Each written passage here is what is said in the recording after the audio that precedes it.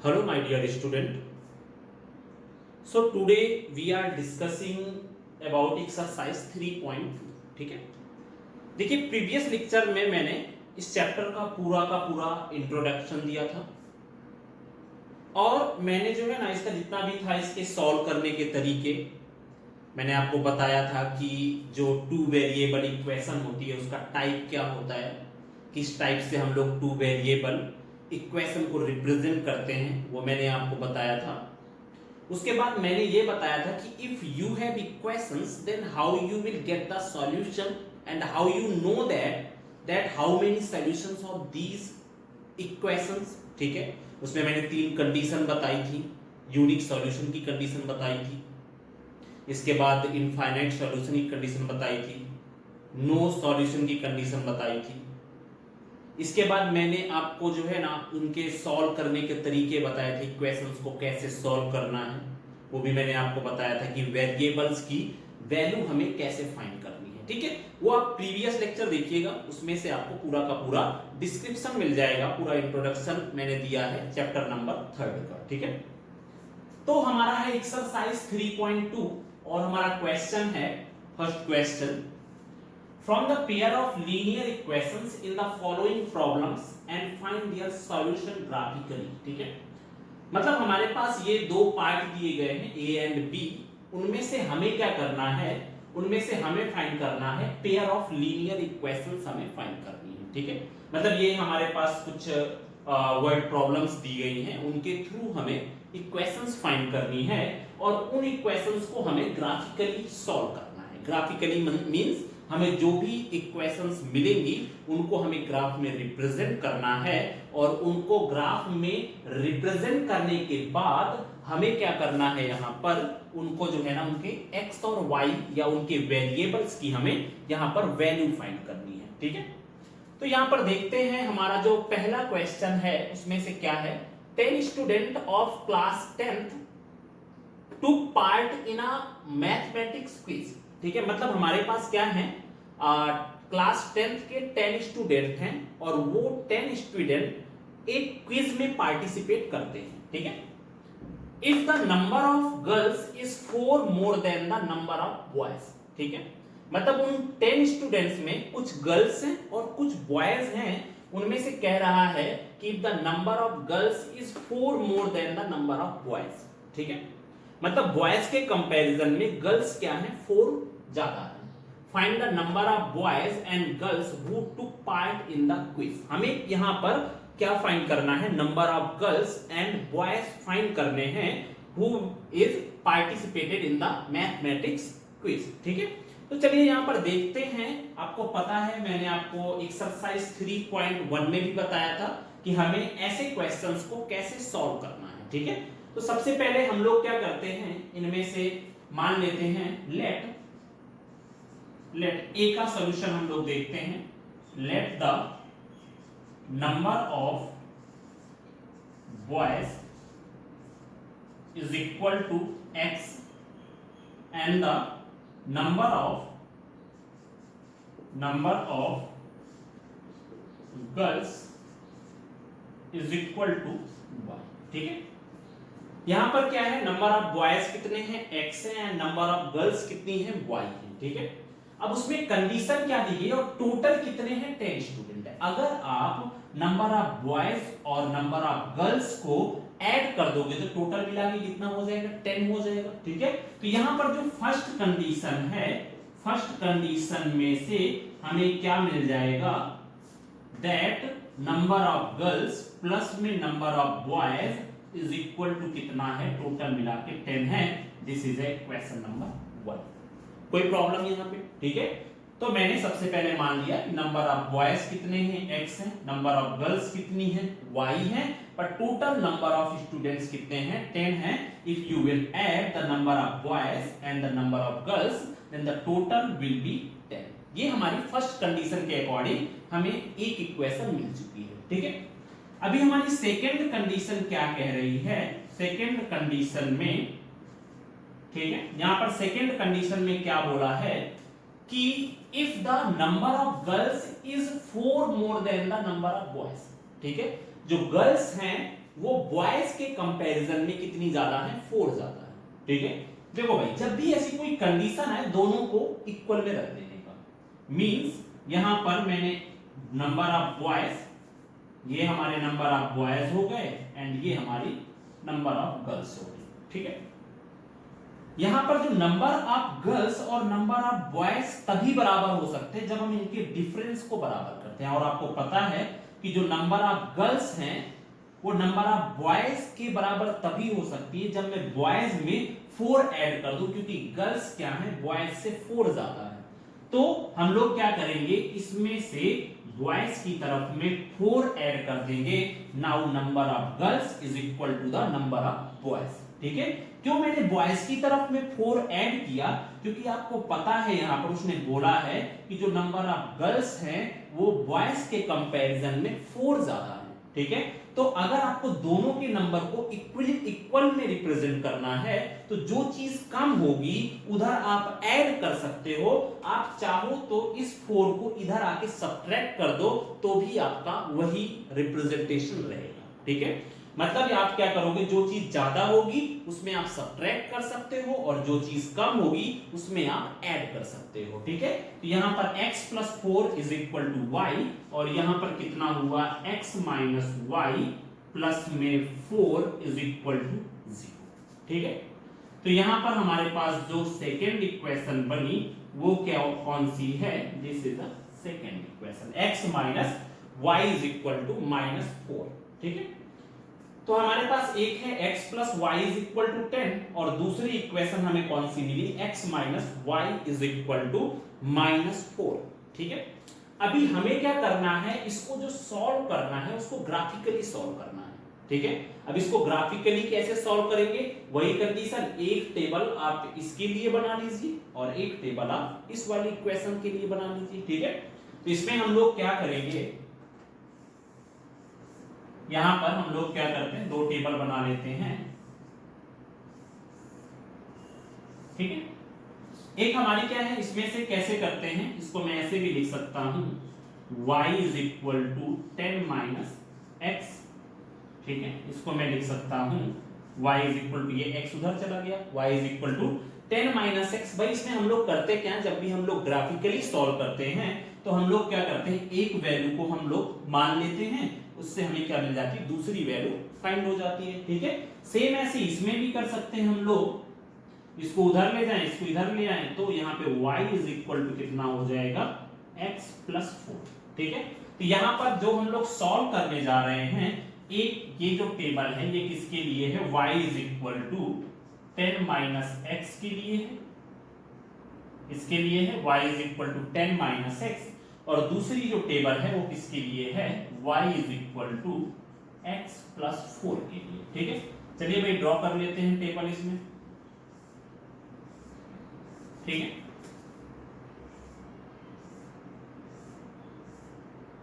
चलिए देखते हैं इसमें, ये x हो गया, ये y हो गया, ये x हो गया, ये y हो गया। ठीक है, तो अभी हमने क्या किया, यहां पर x वैल्यू ले लेते हैं, यहां पर ले लिया मैंने 2 4 6 8, ये कुछ ऐसी वैल्यू मैंने ले ली। ठीक है, तो यहां पर मैंने क्या किया, या 0 से स्टार्ट कर सकते हैं हम लोग, 0 2 4 6 8 ऐसे करके हम लोग फाइंड कर सकते हैं।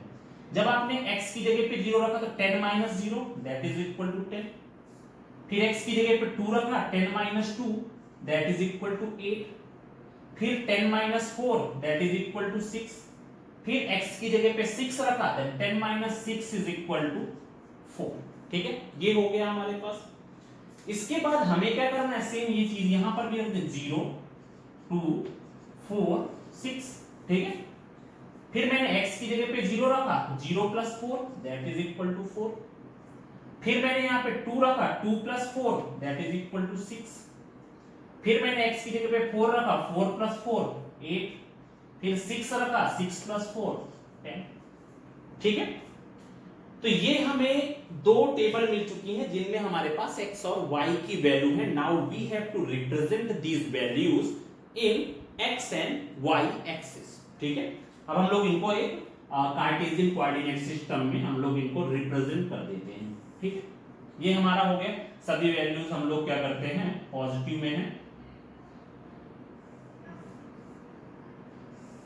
ठीक है, तो ये हमारा हो गया प्लस एक्स एक्सिस और ये हमारा हो गया प्लस वाई एक्सिस। ठीक है, ये हमारा 0 2 4 6 8। ठीक है, ऐसे हमने रिप्रेजेंट कर दिया। इसके बाद में y में क्या है, 2 4 6 8 10। ठीक है, ये हमारा हो गया। यहां पर भी हम लोग 10 तक ही कर देते हैं, ये हुआ। तो इसके बाद में 0 2 4 6 8 10। तो देखो भाई, पहली इक्वेशंस के लिए ड्रॉ कर लेते हैं। जब x की वैल्यू 0 है तो y की वैल्यू कितनी है, 10 है। जब x की वैल्यू 0 और y की वैल्यू कितनी है, 10, तो पहला ये हमारा यहां पर आ गया। दूसरा x की वैल्यू 2 और y की वैल्यू कितनी है, 8 है, ये समथिंग यहां पर आ गया। फिर x की वैल्यू 4 और y की वैल्यू 6, तो ये कहां पर आ गया, ये यहां पर आ गया। फिर 6 हो गया और 4 हो गया, तो ये कहां पर आ गया, यहां पर आ गया। तो कैसे, ये आपका एक स्ट्रेट लाइन के फॉर्म में होगा। ये हमारी कौन सी हो गई, ये हमारी इक्वेशन हो गई y = 10 - x होगा। ठीक है, अभी दूसरी इक्वेशन 0, 4, x कितना है 0, तो ये पहला पॉइंट यहां पर आया। दूसरा 2, 6, 2 के साथ 6, मतलब ये पॉइंट यहां पर आया।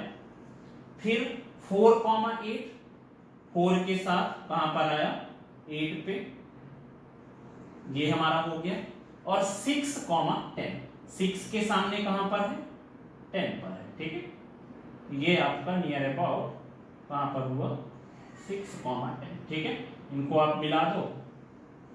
ठीक है, ये दोनों की दोनों लाइन यहां पर मिल रही हैं, तो इसमें x और y की जो वैल्यू हो जाएगी, यहां पर क्या होगा, 7 3। तो x की वैल्यू कितनी है, 3 और y की वैल्यू कितनी है, 7। तो यहां पर x की वैल्यू कितनी हो गई, 3 और y की वैल्यू कितनी हो गई, 7। This is the graphical solution of this question. It means number of boys कितने हैं, 3 हैं, एंड नंबर ऑफ गर्ल्स कितनी है, 7 है। 7 + 3 दैट इज इक्वल टू 10, और दोनों में डिफरेंस कितना है, 4 का डिफरेंस है।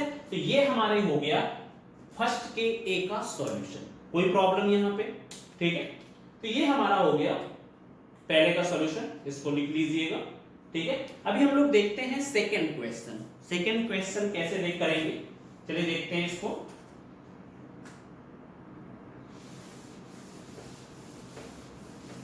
ग्राफिकली इसको मैं नॉर्मली इक्वेशंस बना के बता दूंगा, उसको आप ग्राफिकली सॉल्व कर लीजिएगा सेकंड क्वेश्चन को। ठीक है,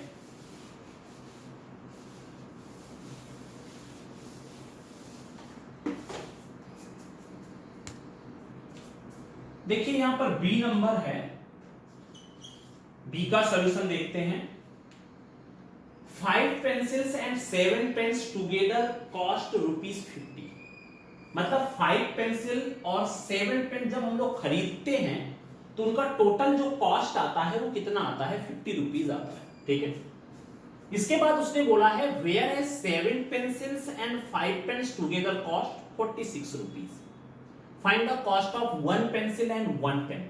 मींस जब हम लोग 5 पेंसिल और 7 पेन खरीदते हैं तो हमें 50 रुपीज का टोटल चार्ज हमें देना पड़ता है। ठीक है, यहीं पर हम लोग 7 पेंसिल और 5 पेन खरीदते हैं तो हमें टोटल 46 रुपीज देने पड़ते हैं। So what will be the cost of 1 pencil and 1 pen. Means हमें क्या फाइंड करना है, 1 पेंसिल और 1 पेन का कॉस्ट कितना होगा, ये यहां पर फाइंड करना है। वही सबसे पहले हम लोग क्या करते हैं, एक वेरिएबल टर्म यहां पर सपोज कर लेते हैं। ठीक है, तो यहां पर हम लोग लेते हैं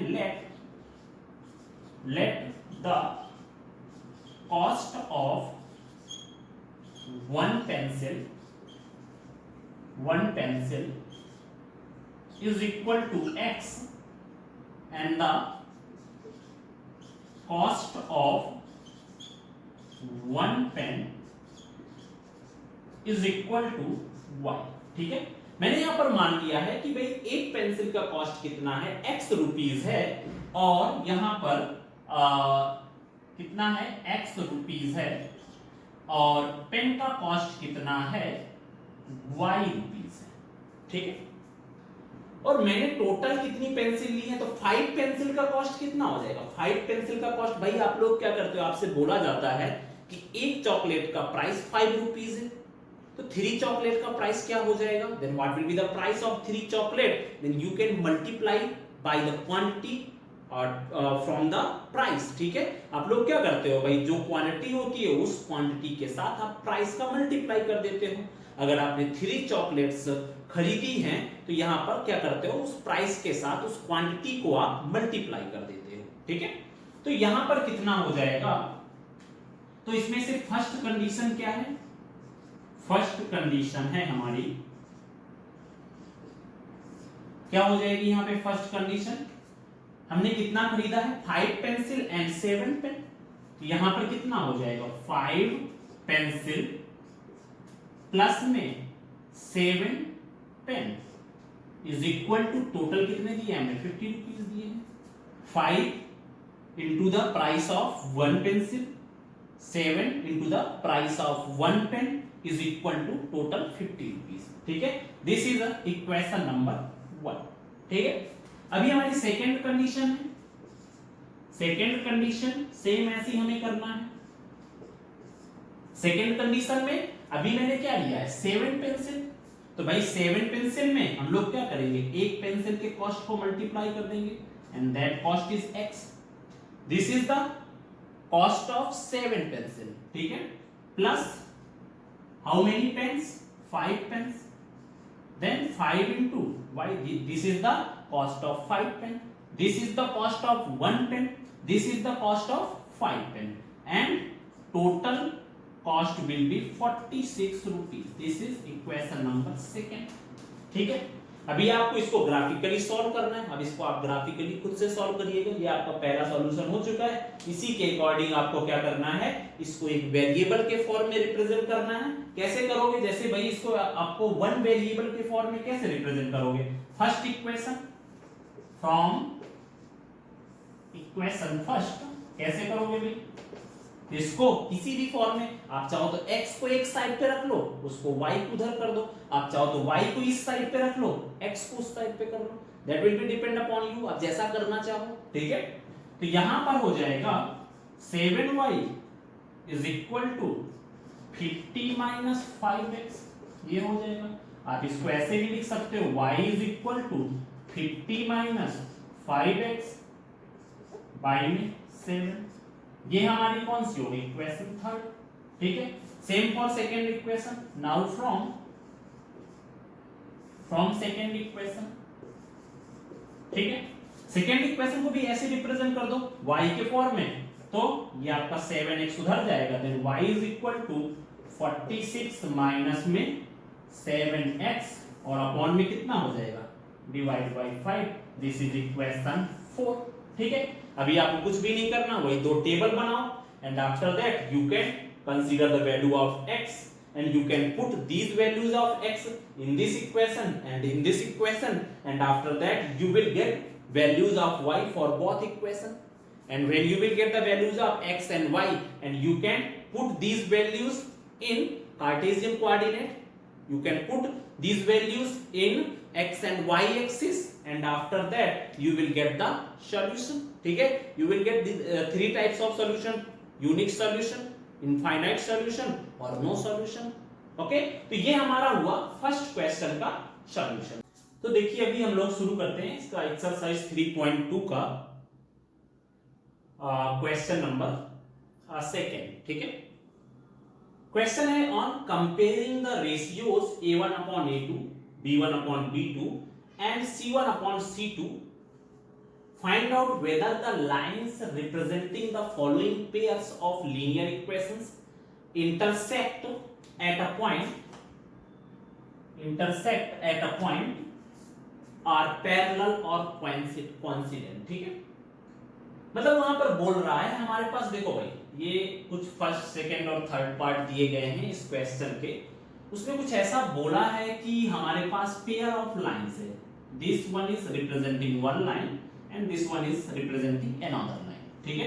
after that this one is representing one line and this one is representing another line, ठीक है, and this one is also, okay. तो यहां पर इस क्वेश्चन में 3 पार्ट कंसीडर किए गए हैं, तो उन्हीं में से हमें ये फाइंड करना है कि ये जो लाइंस हैं वो किसको रिप्रेजेंट कर रही है, इंटरसेक्ट है या आपस में इंटरसेक्ट कर रही हैं, या फिर पैरेलल है, दोनों कहीं पर भी इंटरसेक्ट नहीं कर रही हैं, और कोइंसिडेंट मतलब ये पूरी तरह से एक दूसरे के साथ मतलब कोइंसिडेंट होते हुए जाती हैं, ठीक है। Means we can say that unique solution, सिर्फ एक ही सॉल्यूशन है, एक ही जगह मिलती है, कहीं पर भी नहीं मिलती, नो सॉल्यूशन, और कोइंसिडेंट मतलब इनफाइनाइट नंबर ऑफ सॉल्यूशन पूरी जगह पे मिल रही है ये, ठीक है। और वो हमें कैसे फाइंड करना है, we have to find by finding the ratio of a1 upon a2, b1 upon b2 and c1 upon c2, ठीक है।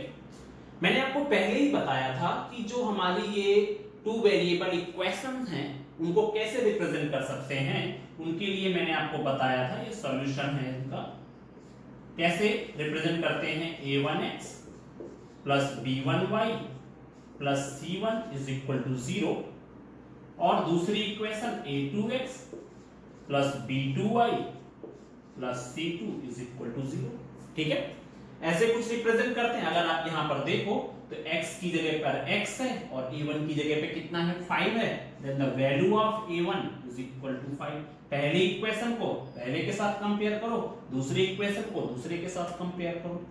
a1 की वैल्यू 5 हो गई, b1 की वैल्यू कितनी है भाई, b1 की वैल्यू विद साइन, क्योंकि इसमें सभी क्या है, प्लस है, तो b1 की वैल्यू क्या होगी, -4। साइन नहीं भूलना है क्योंकि साइन में बहुत सारी मिस्टेक्स होती हैं, ठीक है।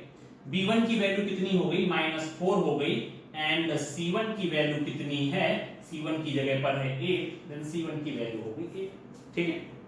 सेम ऐसी a2 पे देख लो भाई, सेकेंड इक्वेशन, a2 की वैल्यू 7, b2 की वैल्यू 6 एंड c2 की जगह पे क्या है, c2 इज इक्वल टू है -9, ठीक है। यहां पर a1 b1 a2 b2 and c1 c2 ये मिल गया। Now we have to find the ratios.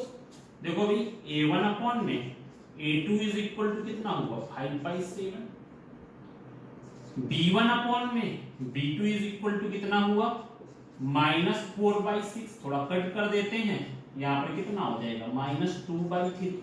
अगर आप देखो ना तो पहला ही रेशियो सेम नहीं है, ठीक है। अगर आप यहां पर देखो तो ये 5/7 है और ये क्या है, 2/3 है, तो पहला ही रेशियो सेम नहीं है, इसका मतलब a1 upon a2 does not equal to b1 upon b2। और जब ये कंडीशन आती है, और ये किसकी कंडीशन है, ये कंडीशन है इंटरसेक्ट, ठीक है। Means we can say that both lines are intersecting at a point.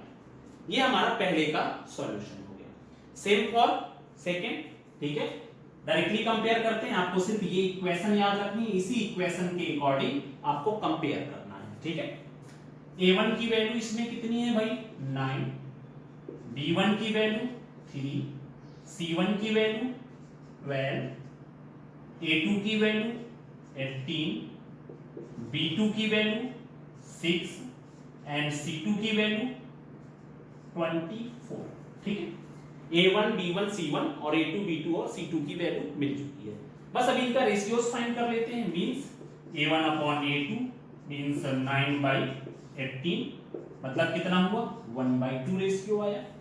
Same for second, b1 upon b2, this is 3/6, it means 1/2 हुआ, ठीक है। इसके बाद में c1 upon में c2 कितना हो गया, 12/24, इट मींस 1/2। अब ये अगर ऐसा है, a1 upon a2 is equal to b1 upon b2 is equal to c1 upon c2, ये कौन सी कंडीशन को फॉलो कर रहा है, ये हमारी कोइंसिडेंट वाली कंडीशन को फॉलो कर रहा है। मींस ये इनफाइनाइट नंबर ऑफ सॉल्यूशन को फॉलो कर रहा है, ठीक है। तो ये क्या हो गया इसका, ये हो गया हमारा कोइंसिडेंट, ठीक है। मतलब इस पे कैसी लाइंस होंगी, अगर आप इनको ड्रॉ करोगे ग्राफ में तो ये कुछ इस तरह से बनेगी लाइन, ठीक है। और अगर आप इनको ड्रॉ करोगे तो पहली लाइन कुछ ऐसी जाएगी ग्राफ में और दूसरी लाइन इसी के ऊपर से होते हुए जाएगी। It means it have infinite number of solution, ठीक है। तो ये हमारा हो गया कोइंसिडेंट का केस हो गया, ठीक है। थर्ड वाले को सॉल्व करते हैं, सेम कंपेयर करते हैं। a1 की वैल्यू 6, b1 की वैल्यू -3 एंड c1 की वैल्यू 10। आफ्टर दैट a2 की वैल्यू 2, b2 की वैल्यू -1 एंड c2 की वैल्यू 9। डायरेक्टली कंपेयर कर लेना भाई, पहली इक्वेशन में a1 b1 c1 मिल जाएगा, दूसरी इक्वेशन में a2 b2 और c2 मिल जाएगा, सेम लाइक फर्स्ट पार्ट, ठीक है। रेशियो फाइंड कर लेते हैं।